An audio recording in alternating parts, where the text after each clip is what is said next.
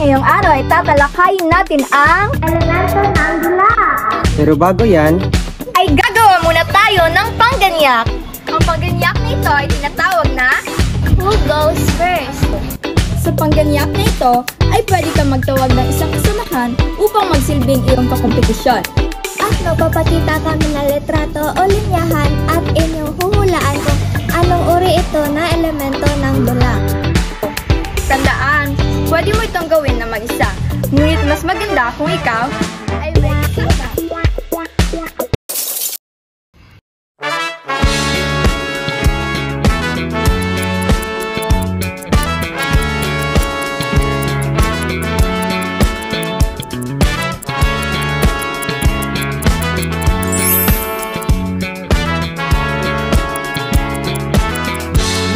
I told you that I've fallen,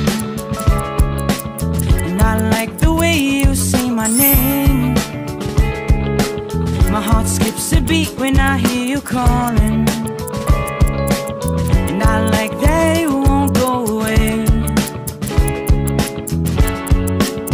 But never mind, don't wanna give you any trouble. Never mind, never mind, I'm okay with being by your side for as long as I can hide. What if I told you that I've fallen?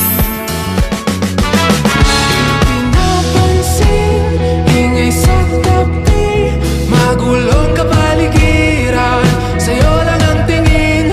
Di pinapansin, ika'y pa iikutin ng dahan-dahan sa gitna man ng daan.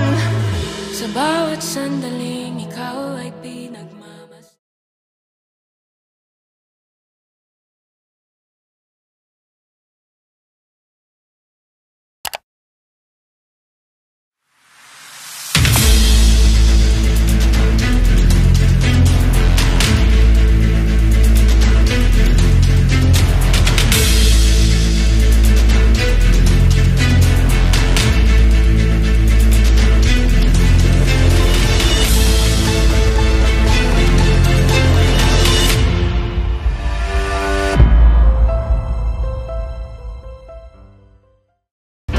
Magandang umaga!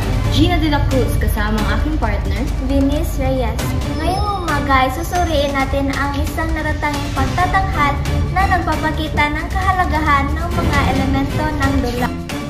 Tama, Venice. Upang maintindihan natin, balikan muna natin ang elemento ng dula. Una ay ang script.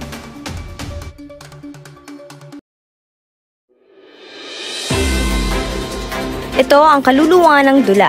Ang teksto naglalaman ng kwento at mga dialogo. Pangalawa, ang mga aktor. Sila ang mga tauhang nasa script. Sila ang bumibigkas ng dialogo at nagpapakita ng iba't ibang damdamin. At hindi natin dapat kalimutan ang director, Gina.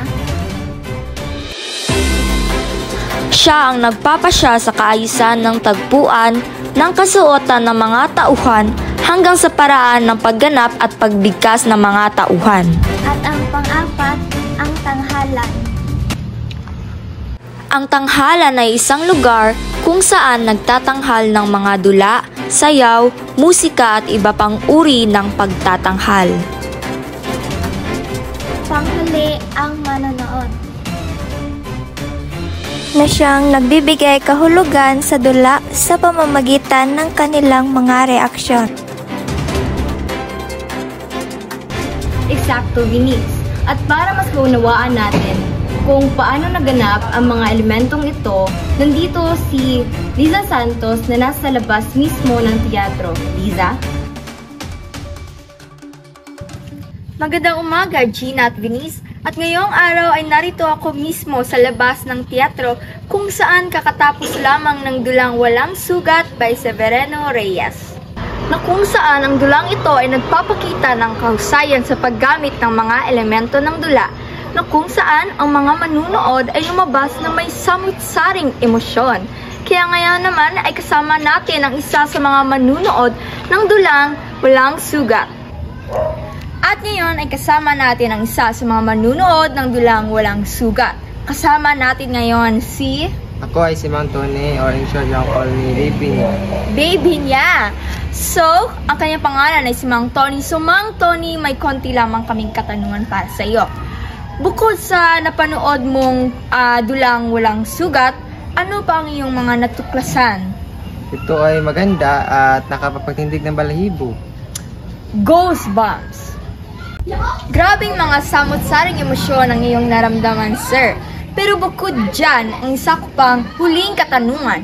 Ano pa ang iyong mga natuklasan, katulad na lang ng mga ginamit nila sa kanilang pagdudula? Bukod sa emosyon ko, napansin ko na ginamit nila ang elemento ng dula kagaya ng direktor, aktor, tanghalan, manonood at script. Oo, mga elemento ng dula, no? So, grabe talaga. At yun, maraming salamat po, sir. At yun lang po ang inihahatid kong balita sa inyo, Miss Gina at Venice. Back to you. Julia, tingnan ko nga ang binubordahan mo. Huwag natin yung, huwag mo na tingnan. Masama ang pagkakayari. Nakakaya. Isang silip lamang ay hindi ko ihipuin. Ganun lang. Sa ibang araw pagkatapos na. Oo, ipakikita ko sa'yo. Ang mga daliri bang ito ng hubog kandila na anak ni Lanik sa mabuting garing ay mayayariin kayang hindi mainam? Hala na, tingnan ko lang. Huwag mo na akong tuyain. Pangit nga mga daliri ko. Bakit, Telio? Napagod ka ba? Masama ka palang mapagod. Masakit sa'yo? Nagalit tuloy.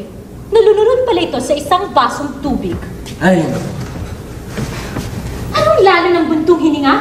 Mas lalo ko pang pagagalitin.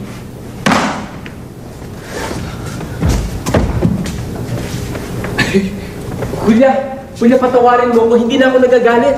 Masakit sa akin magalit ka at hindi laking bagay. Lumalaganap sa dibdib ang masaganang tuwa. Nakikita kong minarapat mong ilimbag sa panyong ito ang pangalan ko. Hindi nagkakamali ka. Hindi ko sa'yo ang panyong yan. Sinungaling. At kanino pangalan ito? A. Antonio. N. Narciso. At F. Flores. Hindi mo pangalan yan. Hindi pala akin. At kanino kaya? Sa among. Yan ay alik ko sa kanya ngayong kaarawan ng Pasko. Kung sa among mano sa demonyo, bakit ang letra ay A, N, at F? Oo nga, sapagkat ang A ay among. Ang N ay natin. At ang F ay fraile. Among nating fraile? Huwag mo akong aglahiin ang tuon sa mga taong yan at madaling nagpapanting ang tayo ako! Nakaganti na ako. Julia, magsabi ka ng katotohanan.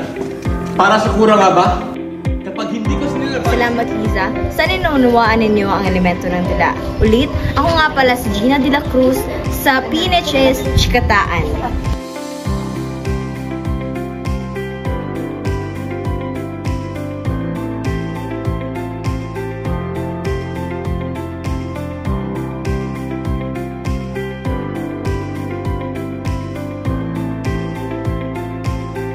Ang bawat elemento ng dula, ang aktor, script, manunood, direktor, at ang tanghalan ay parang mga hibla ng isang kwento.